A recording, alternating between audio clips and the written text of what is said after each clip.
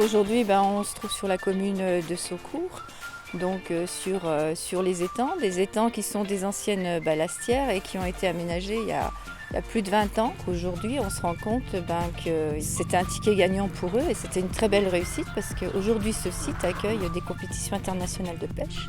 Donc, concernant l'attractivité du territoire, on est en plein dedans sur la commune de Saucourt. On a le tourisme, le sport, puisque la pêche, c'est un sport, un impact indéniable sur l'économie, mais aussi l'agriculture. Donc voilà, donc vous avez un village qui a 300 âmes, qui a su rebondir et prendre la bonne direction. Et le département les accompagne et les suit derrière pour leur développement. Et ce n'est pas une compétence obligatoire. Quand on parle de politique volontaire, c'est certes une volonté des élus, mais c'est des budgets qui sont consacrés pour lesquels on n'a aucune obligation. Mais en fait, c'est vraiment une volonté politique de tous les élus du département. Si la commune est gagnante sur ces thématiques, ça fait rayonner le département. Ici, effectivement, ça démontre toute la force que peut développer un village rural avec des idées. On a une belle illustration de ce qu'on peut faire à la campagne.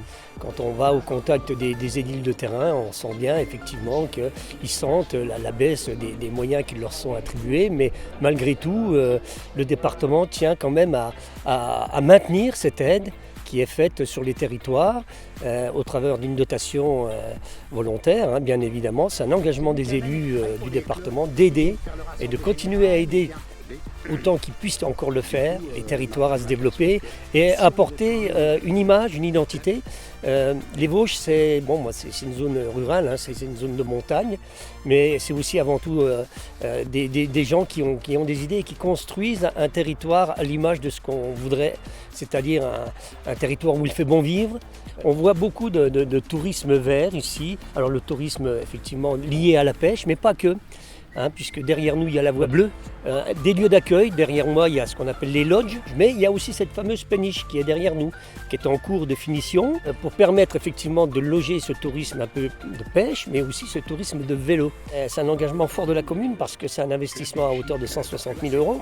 Le département a tout intérêt à faire la promotion de son territoire en les aidant du mieux possible. Mais bon, ça devient de plus en plus difficile, je sais bien, mais tant qu'on pourra faire l'effort, on le fera.